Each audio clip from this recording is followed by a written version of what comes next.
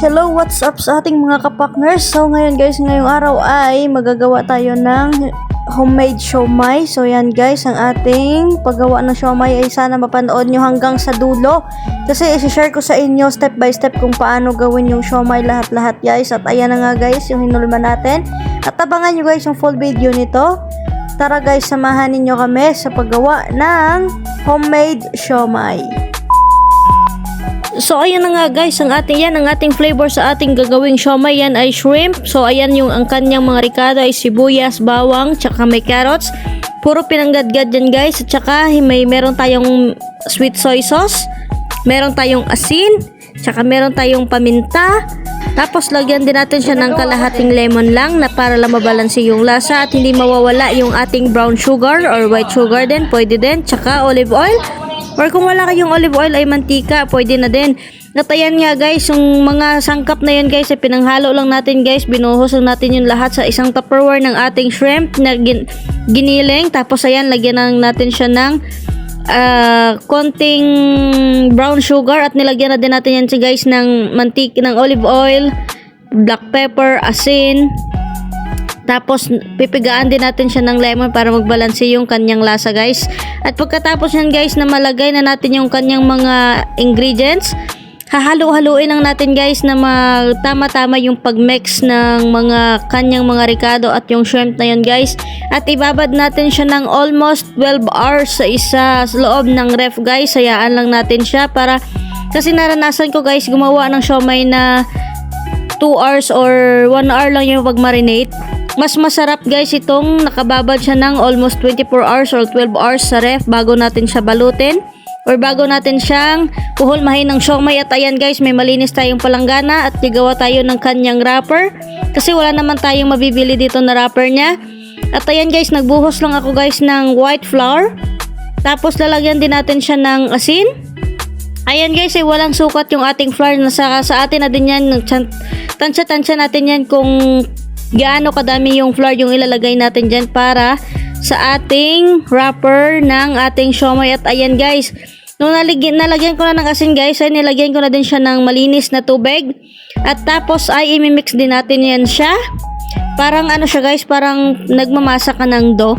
So ganyan yung gagawin natin. At ayan na guys, after 12 hours guys, nilabasan natin sa ref yung ating binabad at na-marinate na pang siomai natin. At ayan, nakagawa na nga ako guys nagagawa na ako ng wrapper ng ating siomai. At ayan, minasamasa ko lang siya ng maayos para na mag-balance din yung texture ng asin tsaka ng tubig. Tsaka din natin siya kukunan lang ng pakonti-konti. At tapos ayan guys, nilatag ko na din yung ating huhulmahan dyan. At meron tayong roller pin para ma-flat natin yung gagawin nating wrapper. So ayan guys, tingnan nyo lang guys ng maayos yung aking ginagawa. At kung gusto nyo pong gawin ito, subukan nyo po, hindi kayo magsisisi.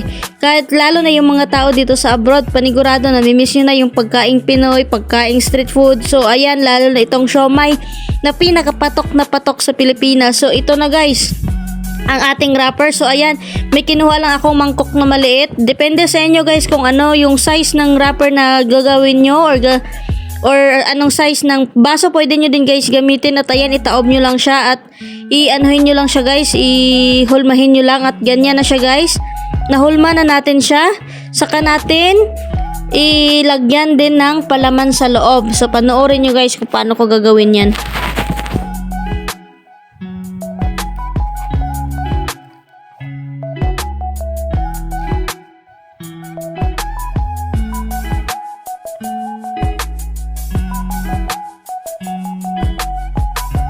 So ganyan lang guys, kumuha lang tayo ng isang kutsarita sa ating na marinate. Tapos yan ay atin na ibabalot sa ating inulma na magiging wrapper. So bali wala yan siya guys, wala akong nilagay dyan guys na ibang ano sa wrapper niya, kundi asin lang tsaka white flour at kunting tubig. Hindi ko siya nilagyan ng kung ano-ano pa kasi pag nilagyan ng parang nilalagay sa doon na pang tinapay, hindi, pangit yan guys. Okay lang na ganyan yung flour lang tsaka asin tsaka tubig. Okay na yan yung kanyang wrapper.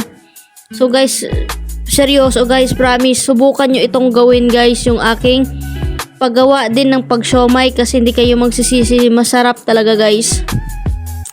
So ayan guys, patuloy lang tayo sa paggawa. So panoorin nyo lang ha. Sana mapatapos nyo hanggang dulo.